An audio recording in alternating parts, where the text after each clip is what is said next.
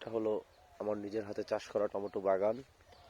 আমি রেখে যাওয়ার পরে এই যে টমেটো হয়েছে গাছগুলোতে, এই যে এটা একটু খাড়া করে দিতে হইতো, এগুলো সব এলোমেলো রয়েছে, এগুলো গুছ করতে পারি না।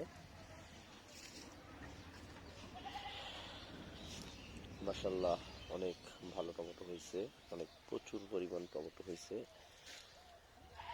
দেখো এই যে গাছটায় প্রচুর অনেক টমেটো হয়েছে দেখা যাচ্ছে।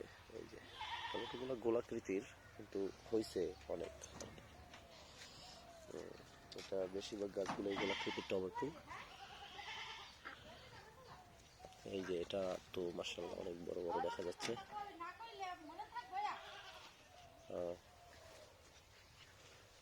এই যে এটাতেও হয়েছে।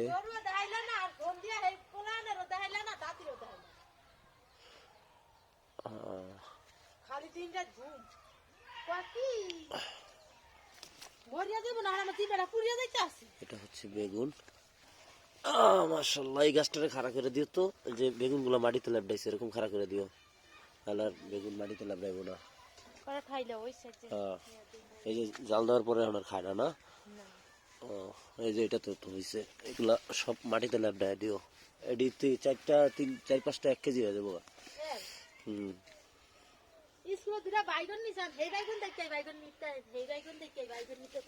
কেডা? হ্যাঁ বড় বড় বাইগুন এটা স্কুলে নিছে, আমি হে দেখছি তুমি হে তো নামা লেগে বাইগুন আনবা, বাইগুন বাজবা। মাশাআল্লাহ খুব সুন্দর হয়েছে। পাশে আছে এই মাঝের বড় টমেটো গাছটা, এইটা হচ্ছে এই মরিচ গাছটা, না? হ্যাঁ বড় মরিচ গাছ, মরিচ ধরছে তুই যে মরিচ হয়েছে কিছু।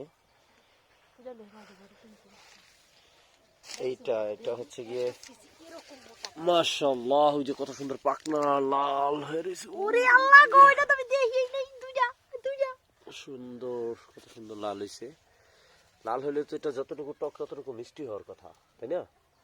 কই তাই না, আমার দ্বারা টক লাগে না। আমি তরকারিতে দিয়া খাই, আমার দ্বারা টক লাগে না। ডাইলে দিয়া খাই টক লাগে না। আর এখানে রয়েছে বেগুন। কালকে ডাল খাইছো, টক লাগছে ডাল? এটা তো ভালো। আমার সাদা বেগুন গাছটা কই?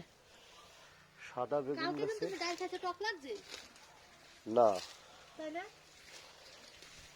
আমার কান্তি ভালো করে পাকে না খাও না। হ্যাঁ এটা তো একটা ইয়ে আছে। এখন তো তুমি তো মোটামুটি কায়দায় আর 2-3 দিন পরে 5 কেজি প্লাস তো ছিটতেই পারো বেগুন। 4-5 কেজি তো ছিটতেই পারবো বেগুন। এর একটা তুই 0.5 কেজি হয়ে যাবো বেগুন।